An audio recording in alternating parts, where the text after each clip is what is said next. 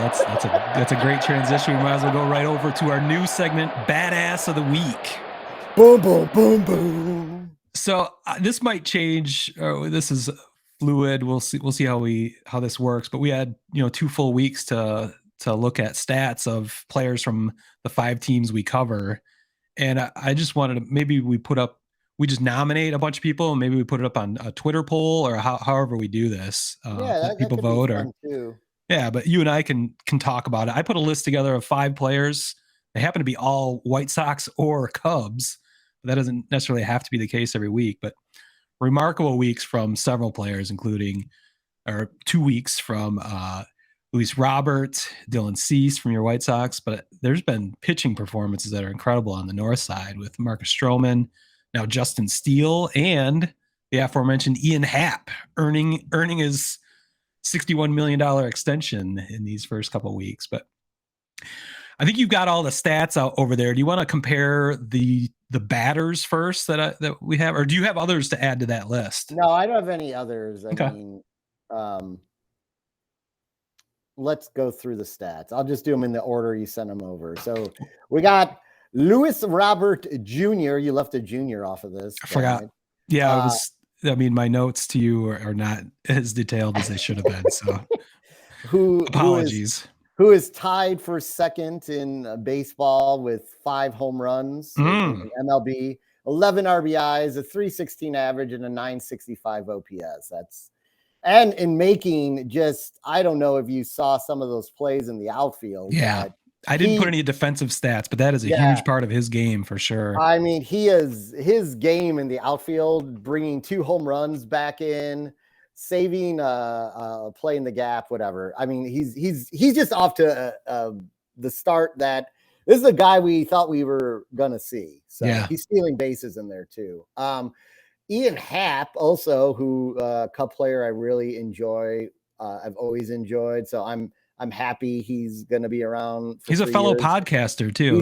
He has a really good podcast he does. So he had 2 home runs, 9 RBIs, 349 average, and a 1,109 OPS. Not too shabby. Yeah, here's the debate then. I think we can break this down by position players, decide on who had the best 2 weeks from a position player standpoint, and then from a pitching standpoint, we'll break those 3 players down. So let's break down the comparisons between Robert and Happ.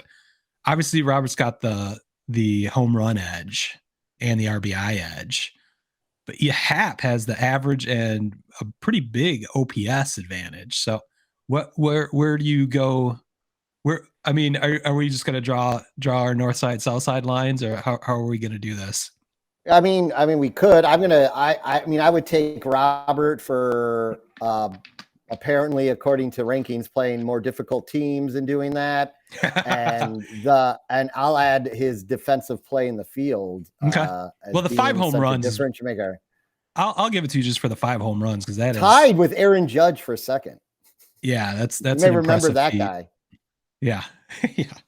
With Happ only having 2, so with a narrow margin, I'll grant you. Luis Robert Jr. is at least the offensive nominee for Badass of the Week. All right, I'm good with that because I'm not sticking with the Sox for the pitching stand. So, and it's kind of surprising to me. I thought Dylan Cease was going to run away with this, but when you look at the numbers, he comes in 3rd in my mind of the 3 pitchers we're going to talk about. So I'm going to run through these numbers. All impressive. Could you imagine all 3 of these guys on the same team? And it could have been if the Cubs didn't do one of their worst trades in history. Dylan Cease, 2 quality jab at Theo from out of nowhere. Point innings, 1.65 ERA, 0.80 WHIP, and 24 strikeouts over 16 innings. Dang. 24 strikeouts. That's holy shit. The stash is working. Yeah, I think it's powered up with the Super Mario Brothers movie out. Is giving them extra strength. So I get it. Now, those are incredible numbers as far as I'm concerned. However, I think this is my pick, Marcus fucking Stroman. Yeah. Now finally, after like a sort of up and down first season, and he's a talker. He's a talker. So he could. When you're not, when he's not on your team, he can be like sort of like a annoying in a way. Like, dude, you just let up 5 runs in 3 innings. Like, shut the fuck up. But Marcus Stroman is the guy that we have seen at times. This is the guy we've seen over his career who is just completely dominant. And look at these numbers. I think one of these games is against the Mariners. Am I right? Yeah. Or am I wrong? Yeah. So 3 quality starts, 18 innings, which to me, he's a starter. He went 2 more innings than Dylan Cease. So right there, that gets me. I had the same thought. Yeah. A 1 ERA, a 1.00, a 1 WHIP, 20 Ks. Who cares? Like, his job is to get outs. And this is a 15 innings before even giving up a run this season. That's what put it over the top for me. I was listening to it was sad when he finally did finally give up an earned run, but to go 15 innings into your season without doing that's badass of the week in my mind. So yeah, and not right behind him, and I would put Justin Steele.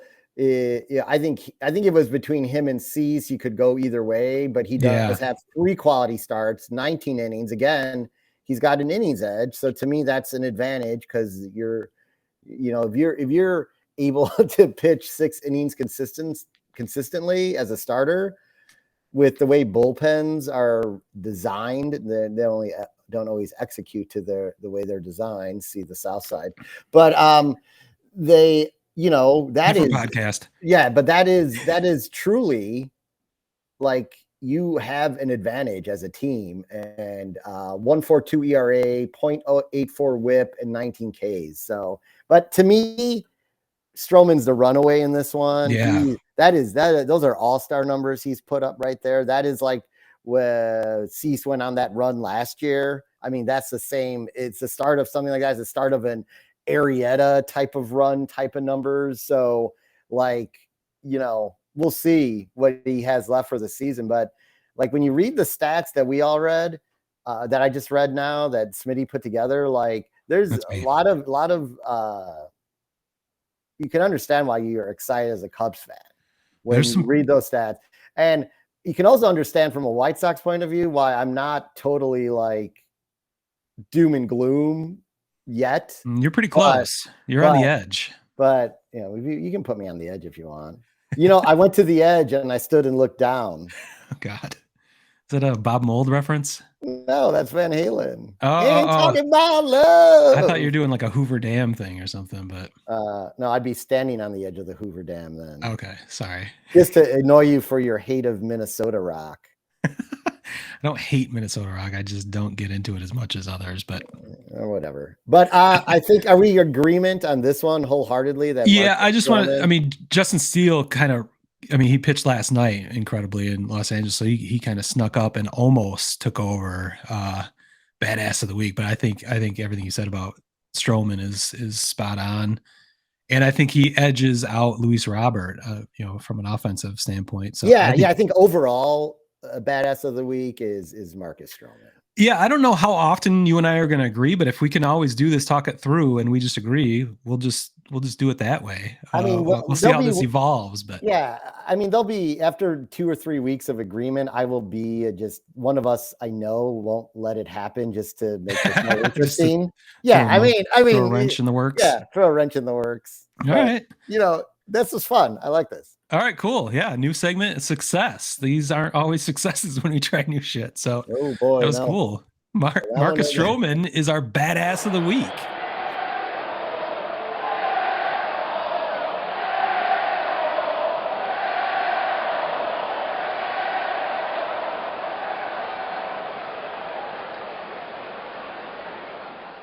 Word Hole Media.